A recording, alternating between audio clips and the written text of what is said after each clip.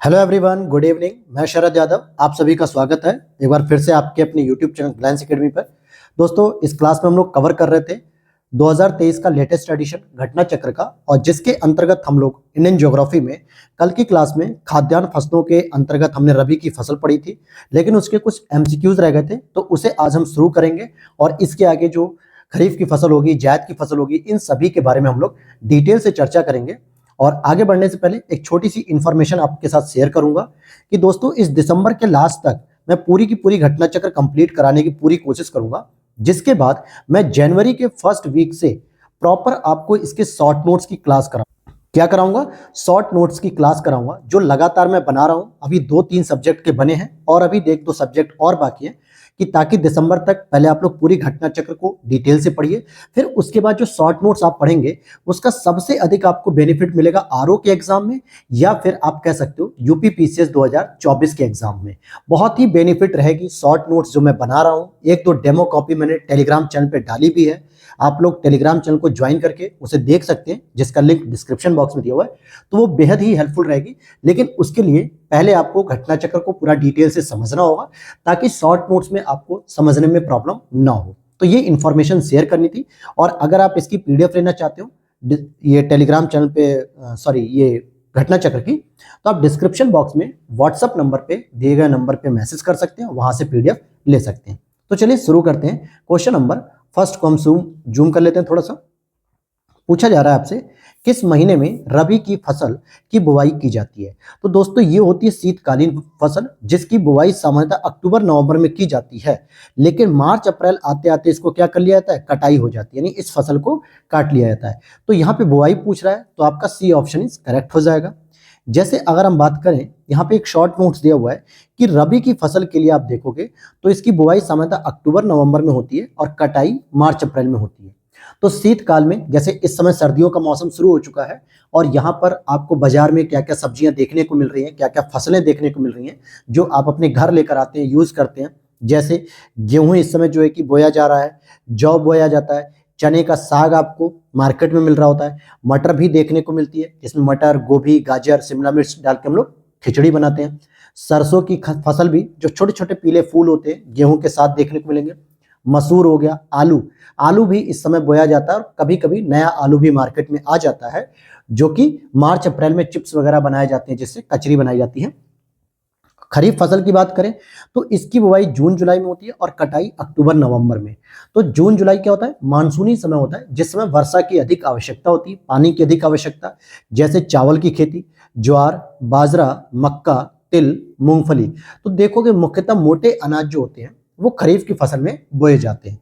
वहीं जायद की फसल होती है, जो सामान्यतः जिन फसलों में पानी की मात्रा अधिक होती है, जैसे तरबूज, खरबूज, खीरा, ककड़ी, इनमें जो कि हमारी बॉडी की डिहाइड्रेशन को कम करने में मदद करते हैं। जैसे तरबूजा, खरबूजा, ककड़ी, खीरा, भिंडी, ये सभी प्रकार की जो फसलें हैं, ये मार्च जून के आसपास बोई जाती है और काट ली जाती है, मार्च से जून में। तो ये इस प्रकार से आपने पूरी फसल का पैटर्न यहां पर देख लिया। अब अगले प्रश्न की ओर चलते हैं। निम्नलिखित में से कौन सी एक रबी की फसल है? अब मैंने अभी आपको बताया कि सरसों की जो खेती होती है वो सामान्यतः गेहूं के साथ होती है, तो यही जो है कि आपकी रबी की फसल हो गई। अगला प्रश्न, रबी फसलों को बोया जाता है, तो ये वही रिपीटेड प्रश्न है। अक्टूबर से नवंबर के बीच में बोया जाता है और मार्च से अप्रैल के बीच में इसको काट लिया जाता है, इस फसल की कटाई कर ली जाती है। फिर यहाँ पे पूछ रहा है कौन सी फसल खरीफ की नहीं है?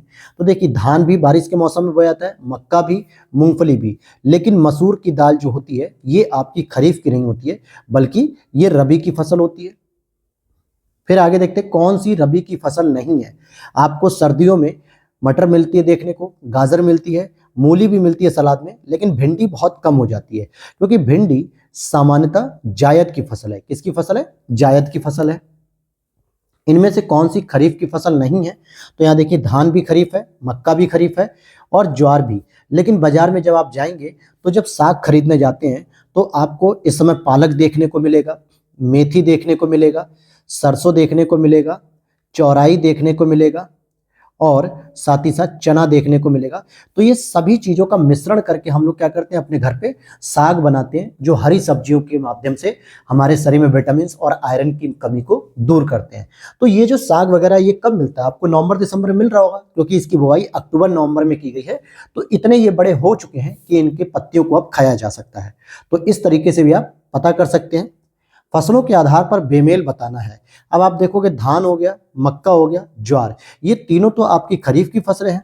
तो फिर अलग क्या है, गेहूं है, क्योंकि गेहूं क्या है दोस्तों, रबी की फसल है। यहाँ पे और आगे प्रश्न को देख लेते हैं। गेहूं की अच्छी खेती के लिए क्या आदर्श दशाएं चाहिए। तो ये हमने कल की क्लास में डिस्कस किया था कि गेहूं की जब बुआई दोस्तों नवंबर के आसपास हो रही है, तो क्या इस समय टेम्परेचर बहुत अधिक होगा, तो मैं कहूंगा नहीं, क्योंकि सामान्यतः 10 से 25 डिग्री के आसपास टेम्परेचर चाहिए होता है।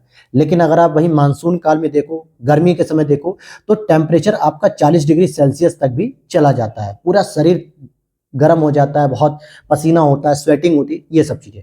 लेकिन यहाँ पे कैसा ताप चाहिए, मध्यम ताप। और क्या वर्षा भी इस समय अक्टूबर नवंबर में ज्यादा होती है, तो हम कहेंगे नहीं, कभी कभी हो गई तो हो गई, नहीं तो नहीं होती है। सामान्यतः जो आपका पश्चिमी विक्षोभ होता है, जो भूमध्य सागर से आता है यूरोपीय देशों से, वो शीतकाल की जो वर्षा होती है कभी कभी होती है, हफ्ते 10 दिन में 20 दिन में एक बार, वो गेहूं की फसल के लिए अच्छी होती है। तो यानी मध्यम वर्षा भी चाहिए। तो इस आधार पे आपका ए ऑप्शन इस क्लियर हो गया। तो इस तरीके से आप आसपास की प्राकृतिक पहलुओं को देखते हुए ऐसे प्रश्नों को सॉल्व कर सकते हैं। नकदी फसल, नकदी फसल किसे कहते हैं दोस्तों, जो कि वाणिज्यिक फसल का ही दूसरा नाम है, और जिसको बोने के बाद सीधे क्या होता है, इसे बेचने पर हम पैसे कमाते हैं ज्यादातर। जैसे गन्ना हो गया, जूट हो गया, कपास हो गया। लेकिन गेहूं की बात करें, हालांकि गेहूं को भी बोने के बाद बेचते हैं, लेकिन ये मुख्य रूप से खाद्यान्न फसल है। आप कपास को नहीं खाते, जूट को नहीं खाते, गन्ने को अगर खाते भी हैं तो एक रस के रूप में, मतलब ग्लूकोज की मात्रा बढ़ी रहे, उसे कोई भोजन के रूप में नहीं है कि सुबह शाम आप भोजन के रूप में चबा रहे हो। तो नकदी फसलें अलग होती हैं। तो गेहूं इसका सही उत्तर होगा। हालांकि और भी कुछ नकदी फसलें हैं, जैसे तंबाकू भी आता है, तिलहन भी आता है, ये सभी चीज। लेकिन गेहूं और चावल ये नकदी फसल ना होकर खाद्य फसलें हैं। यहां पर किस समूह की फसलें नकदी हैं, तो नकदी फसल में आप देखोगे कपास आएगा, गन्ना आएगा, केला आएगा। तो सी ऑप्शन इज करेक्ट। फिर अगला प्रश्न है, देश में गेहूं का उत्पादन कम होने की आशंका से भारत ने किस देश के साथ 15 लाख गेहूं आयात, मतलब 15 लाख टन गेहूं आयात करने के लिए अनुबंध किया था। हालांकि उस समय का प्रश्न था, लेकिन अब जो है कि भारत मुख्य रूप से गेहूं का निर्यात करता है। कहां पर निर्यात करता है, बहुत सारे देशों में करता है। जैसे मध्य एशिया के अगर आप देशों की बात करोगे, तो जिसमें तान वाले देश होते हैं, चाहे वो अफगानिस्तान हो, कजाकिस्तान हो, तुर्कमेनिस्तान हो, उज्बेकिस्तान हो, और इनको शेयर करने के लिए यानी बेचने के लिए ईरान में एक चाबहार पोर्ट का निर्माण किया गया, क्योंकि पाकिस्तान क्या कर रहा था, हमें अफगानिस्तान में जाने के लिए कोई रूट नहीं दे रहा था, ट्रांजिट रूट नहीं दे रहा था, जिसकी वजह से हमें ईरान होकर जाना पड़ रहा है मध्य एशिया में। तो अब भारत हालांकि निर्यात करता है। ये प्रश्न काल के समय की बात है। अब यहां देखते हैं, ये देखिए आंकड़े हैं 2020-21 के अनुसार गेहूं का कुल उत्पादन। तो हालांकि 109 था, लेकिन आपको लेटेस्ट आंकड़ा जो 2022-23 का है उसको देखने की जरूरत है। अगला प्रश्न, निम्न में से कौन से 3 बड़े गेहूं उत्पादक राज्यों की दृष्टि से सही हैं। तो ध्यान देना कि सबसे अधिक उत्पादन कहां होता है, उत्तर प्रदेश, फिर पंजाब और फिर हरियाणा। तो सी ऑप्शन इज करेक्ट हो गया। लेकिन अब अगर हम बात करें यहाँ पे 2021-22 के अनुसार कि गेहूं उत्पादन सबसे अधिक यूपी में होता है, दूसरे पे एमपी और तीसरे पे पंजाब। अब ये क्रम बदल गया है, तो आप लेटेस्ट अपडेट रखना। और गेहूं का अधिकतम उत्पादन करने वाला राज्य तो आज भी हमारा यूपी है, इसलिए सी ऑप्शन इज करेक्ट। अब यहाँ पे देखिए 2015-16 में पूछ रहा है कि गेहूं का सबसे अधिक उत्पादन कहाँ हो रहा था, तो ये उत्तर प्रदेश में था, और आरओ 2016 का ये प्रीलिम्स का प्रश्न है। अब तो ये आंकड़े बदल गए हैं, लेकिन फिर भी अगर आप देखेंगे तो आज भी इसी तरीके से सीरीज ये चल रही है। अब अगला प्रश्न है, भारत का अधिकतम गेहूं उत्पादक राज्य। तो ये वही रिपीटेड प्रश्न आ रहा है बार बार, उत्तर प्रदेश। तो इसको हम लोग बार बार रिपीटेड प्रश्न नहीं पढ़ेंगे, लेकिन यहां पर एक प्रजाति पूछी जा रही है। माही सुगंधा भी लिखा होता है कभी कभी, और कभी मही सुगंधा। तो ये किस फसल की प्रजाति है दोस्तों, तो ये धान की प्रजाति है। और धान कैसी फसल है दोस्तों, तो ये खरीफ फसल है। कैसी फसल है, खरीफ फसल है। यहां पर आप धान की कुछ अन्य फसलों को भी देख सकते हैं, जैसे आभा हो गया, अभय हो गया, आदित्य, आकाशी, अंबिका, दीप्ति, गजपति, गरिमा, गीतांजलि, पीएनआर, उन्नत, पूसा बासमती, तो ये सभी की सभी चावल या यूं कहें कि धान की फसल है। किसके उत्पादन में भारत में उत्तर प्रदेश का प्रथम स्थान है? तो उत्तर प्रदेश गेहूं और गन्ना इन दोनों के उत्पादन में प्रथम स्थान है। अगर यहाँ पे देखोगे तो आप गेहूं तो सही है लेकिन दाल में नहीं है, यहाँ चावल में भी नहीं है, गेहूं में तो है, गन्ने में है लेकिन चावल में नहीं है। तो इस तरीके से बी ऑप्शन आपका सही हो जाएगा। निम्नलिखित में से गेहूं की कौन सी प्रजाति प्रेरित उत्परिवर्तन द्वारा विकसित की गई है? तो इसका सही उत्तर हो जाएगा सोनोरा 64। क्या हो जाएगा? सोनोरा 64। फिर अगले प्रश्न को देखते हैं। गेहूं में बौनेपन का जीन क्या है? नोरिन 10। तो ध्यान देना कि ये बौनेपन का जीन होता है जिसकी वजह से गेहूं की प्रजातियां कुछ छोटी छोटी होती हैं और जिससे फसल का प्रोडक्शन ज्यादा होता है। अब यहां पर देखते हैं मैक्रोनी गेहूं सबसे उपयुक्त किन परिस्थितियों में होता है? तो इसको असिंचित परिस्थितियों, यानी अगर मैं कहूं कि हम बुंदेलखंड जैसे क्षेत्र में अगर इसकी खेती करना चाहें जहां पर पानी बहुत कम है या जिससे सिंचाई की व्यवस्था नहीं हो सकती, तो ऐसे क्षेत्रों में मैक्रोनी गेहूं काम कर सकता है। अब इसी का एक और एग्जाम्पल मैं आपको दे दूं, राजस्थान। हालांकि यहाँ पर इसकी खेती नहीं होती है लेकिन राजस्थान में भी तो पानी की कमी है, सिंचाई सुविधा क्या है? बहुत कमजोर है, या यूं कहें कि सिंचाई की व्यवस्था ही नहीं है। तो ऐसी परिस्थितियों में हम मैक्रोनी गेहूं का प्रोडक्शन कर सकते हैं। तो आप समझ गए होंगे इस चीज को। राज 3077 ये किसकी प्रजाति है? तो ये गेहूं की प्रजाति है। अब ये गेहूं की भी कुछ अलग से प्रजातियां यहाँ पे लिखी हैं, जैसे सोनालिका, अर्जुन, कुंदन, अमर, भवानी, चंद्रिका, देश रत्न, कंचन, गोमती और इस तरीके की अलग अलग प्रजातियां लिखी हुई हैं। फिर यहाँ पर एक प्रश्न है, पूसा सिंधु गंगा किसकी एक प्रजाति दोस्तों? तो ये गेहूं की एक प्रजाति है। किसकी? गेहूं की। अब इसी पूसा की कैटेगरी में पूसा बसंत, पूसा बहार, पूसा गौतमी, पूसा अमूल्य, पूसा वत्सला, पूसा अनमोल, पूसा किरण। तो अगर आपके प्रश्न में पूसा लगाकर अगर पूछ लिया जाए तो आपको पता हो ना हो लेकिन आपको उत्तर गेहूं लगा के आना है। यूपी 308 एक प्रजाति है, ये किसकी है दोस्तों? तो ये गेहूं की प्रजाति है, यूपी 308। अगले प्रश्न को देखते हैं। अब यहाँ पर मेंस ओरिएंटेड है कि 2006-7 और 2009-10 इसके दौरान भारत में गेहूं का उत्पादन बढ़ा था कि नहीं? तो हम इसे काट देंगे, हालांकि बढ़ ही रहा था और लगातार आज भी बढ़ रहा है। कौन सा एक गेहूं की फसल का रोग है? तो आप देखोगे रस्ट, जो रस्ट रोग होते हैं जैसे कि ब्लैक रस्ट हो गया, व्हाइट रस्ट हो गया, ये अलग अलग रोग हैं। अगर आप देखोगे रस्ट जो गेहूं की फसल का रोग है ये भी 3 प्रकार का होता है, yellow rust, brown rust, black rust. तो ये तीनों ही प्रकार के रोग हैं जो गेहूं में लगते हैं। कल्याण सोना एक किस्म है, किसकी है? तो गेहूं की है। भारत में फसलों की अधिक पैदावार वाली निम्नलिखित किस्मों पर विचार कीजिए। तो यहां पर देखना है कि भारत में किसमें सबसे अधिक पैदावार होती है? तो 1 और 4। इट मीन्स कि क्या लिख रहा है कि सोनालिका और अर्जुन गेहूं की किस्में हैं जबकि जया और पद्मा चावल की किस्में हैं। गेहूं के साथ 2 फसली के लिए अरहर के लिए उपयुक्त किस्म कौन सी हो जाएगी? तो यूपी AS 120 ये उसकी फसल हो जाएगी। अब यहाँ पर एक यूपीएससी का प्रश्न है, मतलब यूपीएससी नहीं, यूपी लोअर का। तो देखते हैं क्या कह रहा है ये प्रश्न। भारत में गेहूं का सर्वाधिक उत्पादन उत्तर प्रदेश राज्य में होता है, बिल्कुल सही है। उत्तर प्रदेश में अधिकतम क्षेत्रफल वाली फसल पद्धति धान गेहूं, यह भी सही है। उत्तर प्रदेश की जितनी भी भूमि है खेती करने के लिए उसमें सबसे अधिक धान और गेहूं पर ही हम फोकस करते हैं। एक प्रसार कर्मी के लिए राजनीतिक योग्यता आवश्यक नहीं है और गेहूं की सिंचाई के लिए पुष्प लगने की अवस्था सर्वाधिक क्रांतिक अवस्था है। तो बताइए कौन कौन से सही होंगे? तो यहां पर आप देखेंगे कि फर्स्ट, सेकंड, थर्ड तो सही है लेकिन फोर्थ में कमी है। क्या है कमी? तो देख लेते हैं हम यहाँ पर, अगर यहाँ दिया रहेगा तो। हाँ, ये रहा। देखिए लिखा है कि ऐसे स्थानों पर जहां पर केवल 2 सिंचाई कर पाने संभव होते हैं तो पहली सिंचाई होती ताज निकलने की अवस्था और यही सबसे इंपॉर्टेंट क्रांतिक अवस्था मानी जाती है, पुष्प लगने वाला नहीं, क्योंकि दूसरी सिंचाई पुष्प लगने पर होती है लेकिन सबसे पहली कब होती है? ताज निकलने पे। ताज निकलने का मतलब होता है जब जमीन के अंदर से जो बीज होते हैं वो एक पौध के रूप में छोटे छोटे रूप में तैयार हो जाते हैं, इस तरीके से अलग अलग। तो इसी को हम लोग क्रांतिक अवस्था कहते हैं, इसलिए चौथा स्टेटमेंट गलत था। अब यहाँ पर अगला प्रश्न है, ट्रिटिकेल दोस्तों किसका जो है कि संकर प्रजाति है? तो गेहूं और राई का। ये बहुत इंपॉर्टेंट प्रश्न है, कई बार पूछा गया है, हालांकि यहाँ पे एक ही बार दे रहा है तो इसके मध्य है। अगला प्रश्न है यहाँ पे, पंजाब, हरियाणा, उत्तर प्रदेश भारत के प्रमुख गेहूं उत्पादक राज्य हैं। तो ये तो हैं लेकिन अब तो MP भी इसमें शामिल हो चुका है। सुअपवाहित उर्वर भूमि, शीतकाल में 10 से 15 डिग्री सेल्सियस तापमान, लगभग 75% औसत वार्षिक वर्षा गेहूं के उत्पादन के लिए आवश्यक है। हालांकि तापमान की बात करेंगे तो 10 से 25 डिग्री सेल्सियस हमने पढ़ा था, और बारिश की बात करेंगे तो लगभग 100 सेंटीमीटर। तो देखते हैं यहाँ पर अगर तापमान कम ही है जाड़े में तो हम दोनों ही बातें सही मान लेंगे। ठीक है, यहाँ पर आप देखिए MPPCS 2020 का है, ए और आर दोनों सही है, आर ए की सही व्याख्या भी कर रहा है। करनाल बंट एक बीमारी है दोस्तों, किससे संबंधित है करनाल बंट? तो ये गेहूं से संबंधित एक बीमारी है। और अगर हम बात करें तो ये टिलेटिका, ध्यान देना, टिलेटिका इंडिका नामक कवक से होता है, और सर्वप्रथम इस रोग की पहचान 1931 में की गई थी। मैक्रोनी गेहूं का वनस्पतिक नाम क्या है? तो ट्रिटिकम ड्यूरम। क्या है दोस्तों? Triticum durum.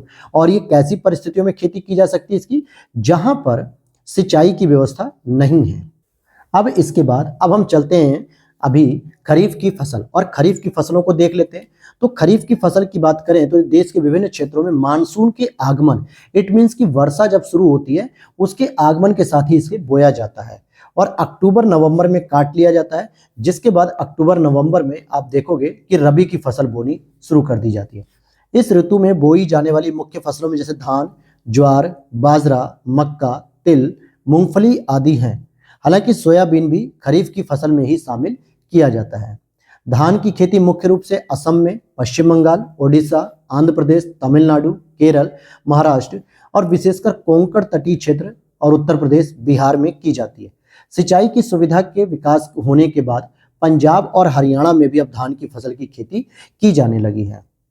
धान उष्ण कटिबंधीय फसल है। कैसी फसल है दोस्तों? उष्ण कटिबंधीय। उष्ण कटिबंध का मतलब होता है जहां पर मानसूनी जलवायु पाई जाती है, और 0 डिग्री से लेकर 30 डिग्री तक के बीच में जो हमें जलवायु मिलती है वो मानसूनी जलवायु मिलती है, जहां पर ध्यान दीजिएगा, जहां पर उष्ण कटिबंधीय जलवायु के माध्यम से ही हम वर्षा के मौसम में, मानसून के मौसम में इसकी खेती कर पाते हैं। इसकी उत्पत्ति दक्षिण पूर्व एशिया में मानी जाती है। धान की फसल के लिए 25 डिग्री सेल्सियस से अधिक तापमान चाहिए और 100 डिग्री सेल्सियस से अधिक वर्षा चाहिए। चावल भारत की प्रमुख खाद्य फसल है। इकोनॉमिक सर्वे 2022-23 के अनुसार कहा गया कि भारत के 46.4% मतलब मिलियन हेक्टेयर क्षेत्र पर चावल की कृषि की जाती है। तो पूरे जितनी भी कृषि योग्य भूमि है उसके 50% के आसपास लगभग चावल की कृषि की जाती है। और एग्रीकल्चर का जो डाटा कहता है कि 2021 में चावल की खेती के अंतर्गत सर्वाधिक उत्तर प्रदेश में जो है कि हेक्टेयर क्षेत्र पाया गया, और इस संदर्भ में पश्चिम बंगाल दूसरा था, वहीं ओडिशा की बात करेंगे तो तीसरा स्थान था। लेकिन इकोनॉमिक सर्वे ये कहता है कि उत्पादकता के आधार पर भारत में धान की उत्पादकता सर्वाधिक पंजाब में है। उत्पादकता का मतलब क्या होता है दोस्तों? कि एक निश्चित क्षेत्रफल में, एक निश्चित भूभाग में कितना अधिक प्रोडक्शन हो रहा है। मान लीजिए कि आपके पास 1 बीघा जमीन है, और 1 बीघे जमीन में अगर आपने धान का प्रोडक्शन कर दिया 50 क्विंटल, और पश्चिम बंगाल ने किया 48 क्विंटल, और उत्तर प्रदेश ने किया 40 क्विंटल, तो किसकी प्रोडक्टिविटी अधिक है? पंजाब की, क्योंकि वहां की मिट्टी की गुणवत्ता अच्छी है, उर्वरा क्षमता अच्छी है, इसलिए वहां पे प्रोडक्शन ज्यादा हुआ। लेकिन अगर हम टोटल प्रोडक्शन की बात करें कि पूरी स्टेट को मिला लिया जाए कि सबसे अधिक प्रोडक्शन कौन कर रहा है, तो हम कहेंगे पश्चिम बंगाल कर रहा है, क्योंकि यहाँ पे 48 क्विंटल नहीं, अब 450 क्विंटल हुआ है प्रोडक्शन। लेकिन क्षेत्रफल के आधार पे, एक निश्चित एरिया के आधार पे प्रोडक्टिविटी पंजाब की ज्यादा है। इतनी बात क्लियर हो गई। भारत में दक्षिण भारत का हिस्सा जो होता है वो चावल का कटोरा यानी कि राइस बाउल का जो जोन है वो कृष्णा गोदावरी डेल्टा का क्षेत्र है। यह क्षेत्र आंध्र प्रदेश के अंतर्गत आते हैं। चावल के प्रमुख उत्पादक क्षेत्र इधर कौन है? तेलंगाना हो गए। और देखते हैं तेलंगाना में रायलसीमा है जो कि कृष्णा गोदावरी डेल्टा में ही विस्तृत है।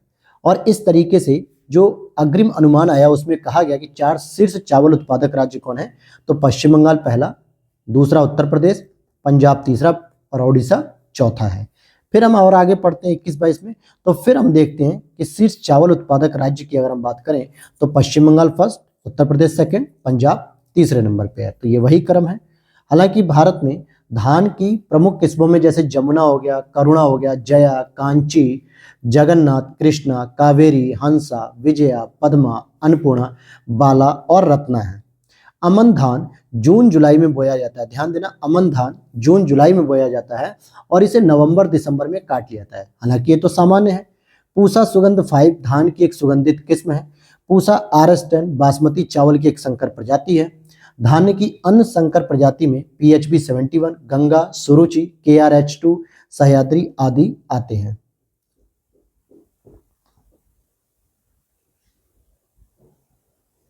अब यहां पर एक इंपॉर्टेंट प्रश्न ये ध्यान रखना आपको कि ब्लू ग्रीन एल्गी, जिसको नील हरित शैवाल भी कहते हैं या साइनोबैक्टीरिया भी कहते हैं, एजोस्पिरिलियम, फास्फोबैक्टीरिया, एजोला, ये सभी चावल की फसल के लिए जैव उर्वरक हैं।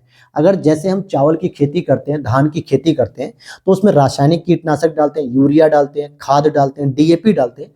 लेकिन अगर हम केमिकल फर्टिलाइजर की जगह बायो फर्टिलाइजर डालते हैं, जैविक उर्वरक, तो उसमें आप किसका प्रयोग कर सकते हो? नील हरित शैवाल का प्रयोग कर सकते हो, एजोला का कर सकते हो, फास्फोबैक्टीरिया का कर सकते हो, एजोस्पिरिलम का कर सकते हो। तो ये सभी बायो फर्टिलाइजर है, ना कि केमिकल। मतलब जो कंपनी तैयार करती है रसायन वगैरह डाल के, वो वाला नहीं है, बल्कि ये बायोलॉजिकल है।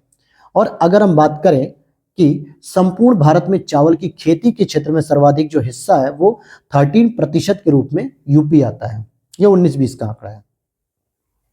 अब बात करेंगे धान की उत्पत्ति कहाँ हुई थी, तो ये दक्षिण पूर्व एशिया में हुई थी। B option is correct. और इसके लिए जो टेम्परेचर चाहिए वो 25 डिग्री सेल्सियस से अधिक का तापमान और 100 डिग्री सेल्सियस से अधिक वर्षा की आवश्यकता होती है। कृषि की धान गहनता प्रणाली के बारे में समझते हैं। तो क्या लिखा है इसको समझ लेते हैं कि कृषि की धान गहनता प्रणाली का, जिसमें धान के खेतों का बारी बारी से क्लेदन और शुष्कन किया जाता है, इसका क्या परिणाम होता है? बीज की कम आवश्यकता पड़ती है, सही है। मीथेन का कम उत्पादन होता है, यह भी सही है। बिजली की कम खपत होती है, यह भी सही है। तो डी ऑप्शन सही हो जाएगा। अब यहाँ पर क्लेदन और शुष्कन का मतलब क्या होता है कि धान के खेतों को अगर हम बारी बारी से थोड़ा सा पानी देते हैं, थोड़ा सुखाते हैं, इन सब चीजों की वजह से ये सारे प्रॉफिट इसमें देखने को मिलते हैं। फिर यहाँ पे कह रहा है निम्नलिखित फसलों पर विचार कीजिए, और यहाँ पे पूछ रहा है खरीफ की फसलें। तो देखिए, धान आपकी खरीफ की फसल है, कपास आपकी खरीफ की फसल है, मूंगफली भी आपकी खरीफ है। लेकिन गेहूं की बात करेंगे तो ये दोस्तों रबी की फसल है। अभी हमने ऊपर पढ़ा था, तो 1, 2, 3 अर्थात की सी ऑप्शन हो जाएगा सही। और इसकी बुआई कब होती है? तो जून जुलाई में होती है और अक्टूबर नवंबर में से काट लिया जाता है। जैसे कुछ प्रमुख खरीफ फसलें हमने पढ़ी, धान, ज्वार, बाजरा, मक्का, जूट, मूंग, मूंगफली, तंबाकू, उड़द, कपास, रागी, सोयाबीन। तो ये प्रमुख खरीफ फसलें हैं। चावल की खेती के लिए एक आदर्श दशा क्या हो सकती है? तो 100 सेंटीमीटर से ऊपर की वर्षा चाहिए और 25 डिग्री सेल्सियस से अधिक का तापमान चाहिए। ये उसकी आदर्श दशा होगी। कौन सी एक खरीफ फसल है? तो आप देखोगे सोयाबीन की फसल खरीफ की फसल है, जबकि मसूर, सरसों, अलसी ये तीनों रबी फसल है। तो यहाँ पर आप फसलों को देख सकते हो कि रबी फसल में गेहूं, जौ, चना, मसूर, सरसों, बरसीम आती है। बरसीम जो गायों का चारा होता है, मवेशियों का। खरीफ में धान, मक्का, ज्वार, कपास, रागी, बाजरा, अरहर, सोयाबीन, मूंगफली है। जायद में आपका तरबूज, ककड़ी, खीरा, भिंडी, ये सभी की सभी फसलें आती हैं। अगला प्रश्न यहाँ पे, निम्नलिखित में से कौन खरीफ की फसल नहीं है? तो सरसों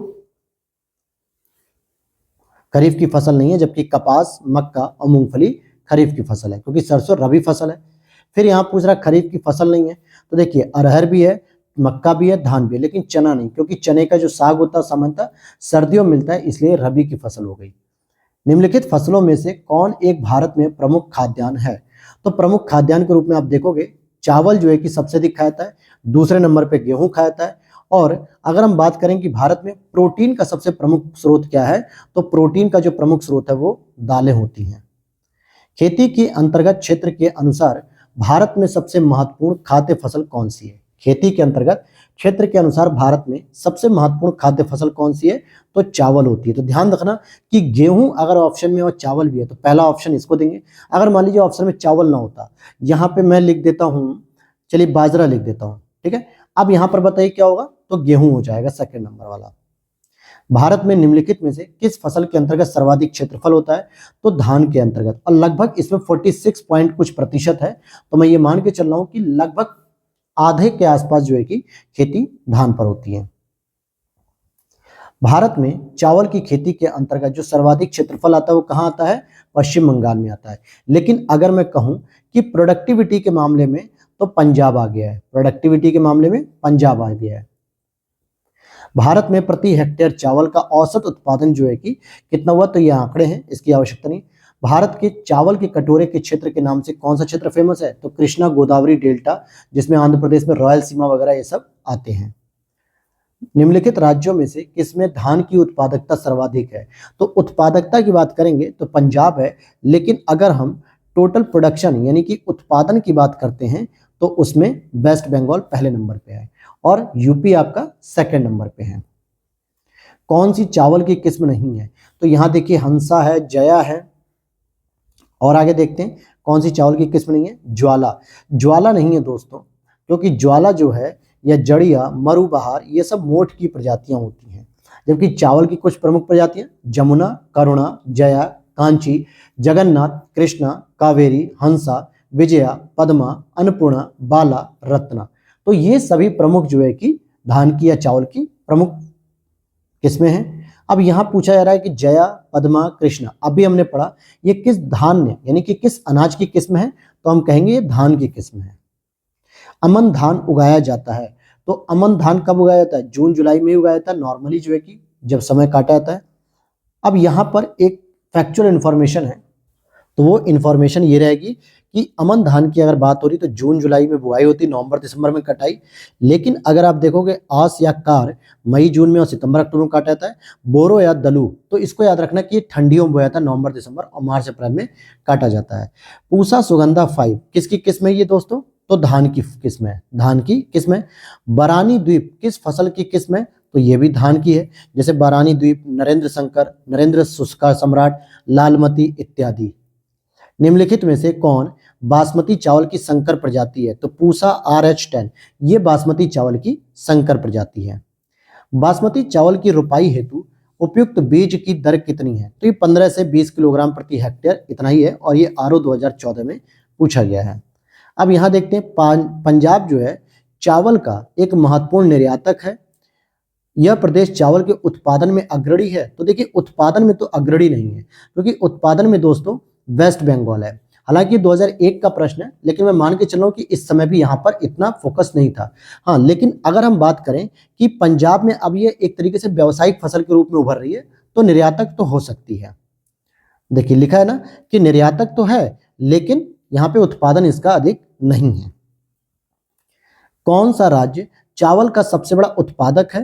तो वो हो जाएगा पश्चिम बंगाल। निम्नलिखित में से कौन सा एक जीव चावल की फसल के लिए जैव उर्वरक के रूप में कार्य करता है? तो नील हरित शैवाल हो गया, और हमने पढ़ा था एजोला हो गया, ठीक है, और एजोस्पिरिलम जो हमने पढ़ा था। ये सब जो है कि प्रमुख ये आपके धान के लिए जैव उर्वरक के रूप में काम कर सकते हैं। जैसे यहाँ देखिए एजोला है, ब्लू ग्रीन एल्गी नील हरित शैवाल है, एजोस्पिरिलम है, फास्फोबैक्टीरिया है, ये सभी प्रमुख जैव उर्वरक के रूप में कार्य करते हैं। अगला प्रश्न है, भारत में पश्चिमी तट की तुलना में पूर्वी तट में धान का उत्पादन अधिक होता है। तो पश्चिमी तट की तुलना में पूर्वी तट में धान का उत्पादन अधिक होता है। भारत के पूर्वी तट पर पश्चिमी तट की तुलना में अधिक वर्षा होती है। देखिए पूर्वी तट पर वर्षा जो है कि पश्चिमी तट की तुलना में कम होती है। तो पहली बात तो गलत हो गई, कि ये बात तो गलत हो गई। लेकिन हाँ, यह बात तो सही कि पश्चिमी तट की तुलना में पूर्वी तट पर ज्यादा धान की खेती होती है। आप देखो ना, वेस्ट बंगाल भी पूर्वी तट पर है, ओडिशा भी पूर्वी तट पर है, तमिलनाडु भी पूर्वी तट पे है। ये सब प्रमुख जो है कि धान के उत्पादक क्षेत्र हैं। तो पहला स्टेटमेंट तो सही है, लेकिन दूसरा गलत है कि पूर्वी तट पे वर्षा अधिक होती है, तो ये गलत हो जाएगा। तो ए सही है, आर गलत होगा। विगत एक दशक में भारत में किस एक निम्नलिखित फसल के लिए प्रयुक्त कुल कृषि भूमि लगभग एक जैसी बनी रही? तो वो थी आपकी चावल। अगला प्रश्न है यहाँ पे कि देश का आधे से अधिक उत्पादित चावल जिन 4 राज्यों में प्राप्त होता है। तो देखिए पश्चिम बंगाल, पंजाब, तमिलनाडु, उड़ीसा, तमिलनाडु नहीं होगा, पश्चिम बंगाल होगा, उत्तर प्रदेश, पंजाब, आंध्र प्रदेश। ये चारों ही ऑप्शन सही हो जाएंगे। यहाँ पे बी ऑप्शन इज करेक्ट हो गया।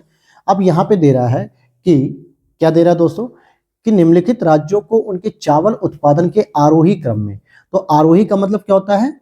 कम से ज्यादा, ठीक है, क्या होता है? कम से ज्यादा। तो इसका मतलब हो गया कि पश्चिम बंगाल तो हमारा सबसे लास्ट में रहेगा, बिल्कुल रहेगा।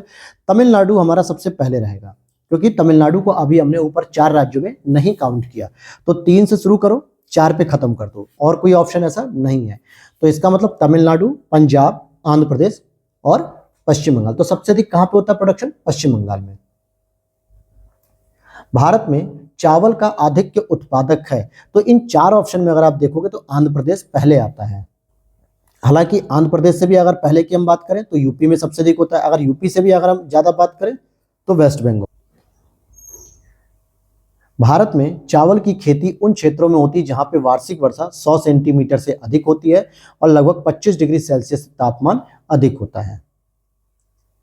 अगला प्रश्न है आपका, निम्नलिखित में से किस एक राज्य में संकर धान की खेती के लिए सर्वाधिक क्षेत्रफल है? तो उत्तर प्रदेश में संकर धान की खेती सर्वाधिक उत्तर प्रदेश में होती है। भारत में चावल के चार प्रमुख उत्पादक राज्य आप देखोगे तो पश्चिम बंगाल, पंजाब, उत्तर प्रदेश, आंध्र प्रदेश। तो सी ऑप्शन इस करेक्ट हो जाएगा।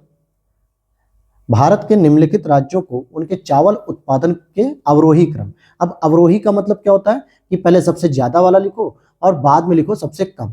ये तो आपने बेसिकली मैथ में पढ़ा होगा। तो सबसे ज्यादा आपकी शुरुआत होगी पश्चिम बंगाल से, दूसरे नंबर पे आएगा आपका उत्तर प्रदेश, तीसरे नंबर पे आपका आ जाएगा पंजाब और पहले नंबर पे आ जाएगा आंध्र प्रदेश। तो डी ऑप्शन इज करेक्ट हो जाएगा।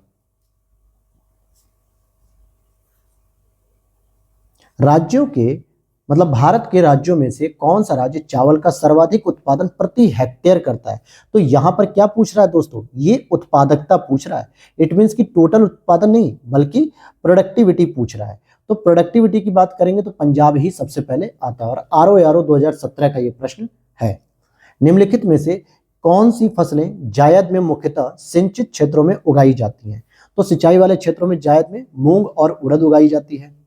निम्नलिखित में से किस फसल की रोपाई की जाती है? तो किस फसल की रोपाई होती है? तो धान की रोपाई होती है। गेहूं के बीज छिड़क दिए जाते हैं, सरसों के भी बीज होते हैं और मक्के के भी, लेकिन धान की रोपाई की जाती है। फसल और उसके सर्व प्रमुख उत्पादक राज्य में से कौन सा युग्म सही नहीं है? तो देखिए, चावल तो सबसे अधिक पश्चिम बंगाल में होता है, कपास की बात करेंगे तो गुजरात में सबसे अधिक होता है, गेहूं सबसे अधिक उत्तर प्रदेश में होता है और राई सरसों सबसे अधिक राजस्थान में होता है। तो ई ऑप्शन हो जाएगा कि इनमें से कोई नहीं, चारों ही मिलान सही दिए गए हैं। भारत के राज्यों को वर्ष 2018-19 की चावल के अनुपात, तो 2018-19 का हमें कोई आंकड़ा लेने की जरूरत नहीं है। हम आगे चलेंगे अपने नेक्स्ट टॉपिक पे। यहां पर बात की जा रही है कि इन चार राज्यों को चावल उत्पादक राज्यों का सही आरोही क्रम। अब आरोही का मतलब होता है कि सबसे कम वाले को पहले रखो और सबसे ज्यादा वाले को लास्ट में रखो। तो आप इन चारों में से अगर आप देखोगे यहाँ पे तो सबसे लास्ट में क्या आ रहा है? पश्चिम बंगाल आ रहा है। इसको चेक कर लो। तो आंध्र प्रदेश, पंजाब, उत्तर प्रदेश, तो बिल्कुल सही है, डी ऑप्शन हो जाएगा यहाँ पे। इनमें से कौन सा पौधा नाइट्रोजन स्थिरीकरण में सहायक नहीं होता है? तो आप देखोगे धान भी होता है, मतलब चना, सेम, मटर, लेकिन धान नहीं, बल्कि नाइट्रोजन स्थिरीकरण में सहायक नहीं है। उल्टा ही ये मीथेन का उत्पादन ज्यादा करता है धान का खेत। निम्न में से नकदी फसल कौन सी नहीं है? तो मूंगफली आपकी नकदी फसल है, गन्ना आपकी नकदी फसल है, जूट आपका नकदी फसल है, लेकिन ज्वार आपकी नकदी फसल नहीं है दोस्तों। अब यहां पर एक प्रश्न है यूपीएससी 2019 का है कि पिछले 5 वर्षों में खरीफ की फसलों की खेती के संदर्भ में निम्नलिखित कथनों पर विचार कीजिए। धान की खेती के अंतर्गत क्षेत्र अधिकतम है, बिल्कुल, लगभग 46% है, पहला सही है। ज्वार की खेती के अंतर्गत क्षेत्र तिलहनों की खेती के अंतर्गत क्षेत्र की तुलना में अधिक है, ऐसा नहीं है। हमारे यहाँ तिलहन की खेती ज्यादा होती है, ज्वार की नहीं होती है, तो दूसरा गलत। कपास की खेती का क्षेत्र गन्ने की खेती के क्षेत्र की तुलना में अधिक है, यह बात भी सही है, बिल्कुल सही है। गन्ने की खेती के अंतर्गत क्षेत्र निरंतर घट रहा है, ऐसा नहीं है, अब लगातार इसमें वृद्धि देखने को मिली है। तो 1 और 3 इसका सही हो जाएगा, अर्थात ए ऑप्शन इज करेक्ट हो जाएगा। तो ये तो हो गया आपका धान की खेती। अब हम पढ़ेंगे इसी में नकदी फसल, और नकदी फसलों के बारे में हम समझेंगे। तो पहली फसल आएगी आपकी कपास। कौन सी आएगी पहली फसल? कपास। तो यहां हम पढ़ेंगे दोस्तों कपास के बारे में, जहां से बहुत सारे प्रश्न अक्सर आपसे पूछे जाते हैं एग्जाम में। तो शुरू करते हैं। भारत में कपास दूसरी मुख्य मुद्रादायी फसल, इट मींस की नकदी फसल, क्या कहते हैं इसे? नकदी फसल, जिसके बेचने पे अधिक से अधिक हमें मुद्रा प्राप्त होती है। और देश के सबसे बड़े सूती वस्त्र उद्योग के लिए कच्चा माल प्राप्त होता है यहाँ से। और जानकारी देते हैं तो कपास जो है मालवेसी कुल का एक पौधा है। कपास की विश्व में 2 मुख्य प्रजातियां होती है, एक होती है देशज कपास और एक होता है दूसरा अमेरिकन कपास। भारत जो है वो देशज पौधा यूज करता है, मतलब कपास जो है भारत का देशज पौधा है। ऋग्वेद और मनुस्मृति जैसे प्राचीन ग्रंथों में भी इसका उल्लेख हमें देखने को मिलता है। भारत विश्व का पहला देश है जहां पे कपास की संकर किस्म विकसित की गई थी, यानी कि कपास में भी क्या किया गया, उसका जेनेटिक मॉडिफिकेशन किया गया, जिसके परिणाम स्वरूप बहुत ही ज्यादा पॉजिटिव रिजल्ट मिले, वर्धित उत्पादन। और कपास की कृषि के लिए काली मिट्टी सबसे अधिक उपयुक्त मानी जाती है, और साथ ही साथ 25 से लेकर 35 डिग्री का टेम्परेचर चाहिए, 210 दिन की पाला और ओला रहित अवधि। इट मीन्स कि न तो कोहरा पड़ना चाहिए, न ओले पड़ने चाहिए, न पाला पड़ना चाहिए, तब जाके बहुत चमकती हुई धूप, जिसे कहते हैं चमचमाती और खिलखिली हुई धूप जो होती है, उस तरीके की धूप में ये बहुत अच्छे से विकसित होते हैं।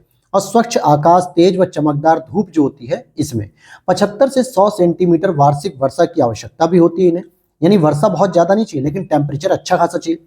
और बताया जा रहा है कि 22-23 के रिपोर्ट के अनुसार कि कपास की खेती 11.9 मिलियन हेक्टेयर क्षेत्रफल पर की गई है। उत्तर पश्चिमी व पश्चिमी भारत कपास का प्रमुख उत्पादक क्षेत्र है। आर्थिक समीक्षा जो 2021-22 है, उसके अकॉर्डिंग क्या हमें आंकड़ा प्राप्त होता है कि कपास में 3 प्रमुख उत्पादक राज्य हैं, जैसे गुजरात पहले नंबर पे, महाराष्ट्र दूसरे पे, तीसरे पे तेलंगाना। महाराष्ट्र में काली मिट्टी का व्यापक विस्तार तो है, जो कपास की खेती के लिए सर्वाधिक उपयुक्त मिट्टी होती है, फिर भी कपास जो है कि गुजरात में ज्यादा होता है। हालांकि कपास को महाराष्ट्र में श्वेत स्वर्ण यानी कि व्हाइट गोल्ड के नाम से जाना जाता है। मध्य प्रदेश में कपास की कृषि मुख्यतः राज्य के पश्चिमी भाग में, मालवा के पठार एवं नर्मदा घाटी क्षेत्रों में की जाती है। यहाँ के प्रमुख कपास उत्पादक जिले जैसे कि पूर्वी एवं पश्चिमी निमाड़, धार, देवास, शाजापुर, उज्जैन, रतलाम, होशंगाबाद और राजगढ़ हैं। हालांकि ये एमपी स्पेशल प्रश्न है, इसलिए ऐसा दिया हुआ है। हालांकि खंडवा, खरगोन जिलों को कपास की खेती के कारण सफेद सोने का क्षेत्र भी कहा जाता है। और खंडवा खरगोन जिला कहाँ पे है ये एमपी में। कपास के रेशों को किससे प्राप्त किया जाता है? कपास के बीजों से प्राप्त किया जाता है। तो चलिए पहला प्रश्न देख लेते हैं। वह फसल जो उपोष्ण प्रकृति की है, इट मीन्स कि थोड़ा गर्म और थोड़ा ठंडे क्षेत्र की, उसके लिए कठोर पाला हानिकारक होता है। कम से कम 210 पाला रहित दिवसों और 50 से 100 सेंटीमीटर की वार्षिक वर्षा की आवश्यकता होती है। सुअपवाहित मृदा जिसमें नमी धारण करने की क्षमता हो, इसकी खेती के लिए आदर्श दशाएं पैदा करती है। तो ये हो जाएगा आपका सही उत्तर कपास। और ये 2020 का प्रश्न है यूपीएससी का। अगला प्रश्न यहाँ पे, भारत के निम्नलिखित क्षेत्रों में से कौन सा कपास का अधिकतम मात्रा में उत्पादन करता है? तो भाई उत्तर पश्चिमी और पश्चिमी भारत, गंगा का क्षेत्रीय मैदान मत लगाना, बल्कि उत्तर पश्चिमी और पश्चिमी भारत का जो जोन होता है वही इसके अंतर्गत होता है। फिर अगला प्रश्न है, भारत का सबसे बड़ा कपास उत्पादक राज्य कौन सा है? अब देखिए 2000 के प्रश्न के अकॉर्डिंग देखोगे तो महाराष्ट्र होगा, लेकिन वर्तमान समय के हिसाब से अगर आप देखोगे, वर्तमान में जो 2022-23 की रिपोर्ट आई है, गुजरात पहले नंबर पे है, महाराष्ट्र दूसरे पे, तेलंगाना तीसरे पे। तो आपको जो आगामी आरओ की परीक्षा देनी है या यूपी पीसीएस में, अगर यहाँ पे क्रम पूछने को दे दे तो पहला गुजरात लगाना है, दूसरा महाराष्ट्र। जबकि महाराष्ट्र में ब्लैक सॉइल का जो है कि क्षेत्र कितना है, ज्यादा है, गुजरात से ज्यादा ब्लैक सॉइल है, लेकिन फिर भी गुजरात पहले नंबर पे है। कपास की खेती के कारण सफेद सोने को क्षेत्र कहा जाता है। कहाँ पे कहा जाता है ये? तो खंडवान खरगोन में कहा जाता है। जबकि अगर मैं कहूं कि व्हाइट गोल्ड की बात की जाती है, तो व्हाइट गोल्ड कहाँ कहा जाता है? महाराष्ट्र में कहा जाता है। महाराष्ट्र में कौन सी फसल को श्वेत स्वर्ण के नाम से जाना जाता है? तो ये कपास की फसल को जाना जाता है। फिर अगला देखते हैं, भारत कपास के पौधे का आदि निवास है। बिल्कुल, ये यहाँ का देशज पौधा है, जिसके बारे में आपको जानकारी ऋग्वेद जैसे ग्रंथों में, जो कि हमारे प्राचीन ग्रंथ है, वेद है, उसमें मिलती है। विश्व में भारत पहला देश है जहां पे कपास की संकर किस्म को डेवलप किया गया, जिससे प्रोडक्शन अधिक हो सका। तो दोनों ही स्टेटमेंट यहां पर सही हैं। अगले प्रश्न को देखते हैं। कपास के रेशे जो प्राप्त होते हैं दोस्तों, वो बीजों से प्राप्त होते हैं। कपास के रेश बीज से प्राप्त होते हैं। महाराष्ट्र में काली मिट्टी के क्षेत्र में कपास को गन्ने की फसल से प्रतिस्पर्धा का सामना करना पड़ रहा है। इसका कारण क्या है? क्योंकि सिंचाई सुविधाओं के प्रसार के कारण इस क्षेत्र में गन्ने की फसल अधिक लाभप्रद होती है, इसीलिए कपास की खेती यहाँ पर थोड़ी कम रहती है। जबकि गुजरात में क्या होता है, गन्ने की खेती ना होकर कपास की खेती सबसे ज्यादा होती है।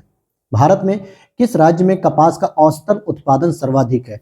तो यहाँ पर आप देखोगे 2017 के रिकॉर्ड के अनुसार औसतन उत्पादन आपका आंध्र प्रदेश है। क्यों कह रहा हूं ऐसा? क्योंकि यहाँ पे न तो पहली रैंकिंग वाला दिया हुआ है गुजरात, न दूसरी रैंकिंग का महाराष्ट्र दिया हुआ है, और न तीसरी रैंकिंग पे जो तेलंगाना है वो भी नहीं दिया हुआ है। भारत के किस राज्य में सबसे अधिक सूती मिलें हैं? तो देखिए अब यहां पर अगर आप देखोगे तो महाराष्ट्र ऑप्शन दे रहा है, लेकिन अगर हम विकल्पों से अलग हटकर देखेंगे तो सबसे अधिक हमें सूती मिलें देखने को मिलती हैं तमिलनाडु में। कहां पर देखने को मिलती हैं? तमिलनाडु में। अब यहाँ पर आपकी अगली फसल है गन्ना, और गन्ने को पढ़ेंगे हम लोग दोस्तों अगली क्लास में। हालांकि पिछले 2-3 दिन से मैं 50 से ऊपर ही लेके चल रहा हूँ, 50 मिनट से ऊपर की क्लास, ताकि अधिक से अधिक टॉपिक कवर हो जाए। लेकिन पिछले 2 रातों से मैं लगातार नोट्स बनाने में बिजी हूँ। आप सभी के लिए शॉर्ट नोट्स तैयार कर रहा हूँ घटना चक्र के, जिसकी वजह से आज थोड़ा तबियत ठीक नहीं महसूस हो रही है, इसलिए सुबह विजन आईएएस की करंट अफेयर्स की क्लास भी नहीं ला सका। लेकिन यहाँ पर मैंने अभी आपको ज्योग्राफी क्लास दी है और इसे जरूर देखिएगा। शॉर्ट नोट्स दोस्तों जल्दी ही मैं तैयार करके, हो सकता है लास्ट दिसंबर या जनवरी के फर्स्ट वीक में मैं उसकी क्लास शुरू कर दूंगा, और बहुत ही बेहतर तरीके से आपको चीजें समझ में आएंगी, जिससे आपको रिवीजन अच्छा हो जाएगा। तो मिलते हैं नेक्स्ट वीडियो में। पीडीएफ के लिए आप इसकी पीडीएफ के लिए डिस्क्रिप्शन बॉक्स के व्हाट्सएप नंबर को ज्वाइन कर लीजिए, वहां से आपको पीडीएफ मिल जाएगी मैसेज करके। और मिलते हैं नेक्स्ट वीडियो में। Thanks for watching.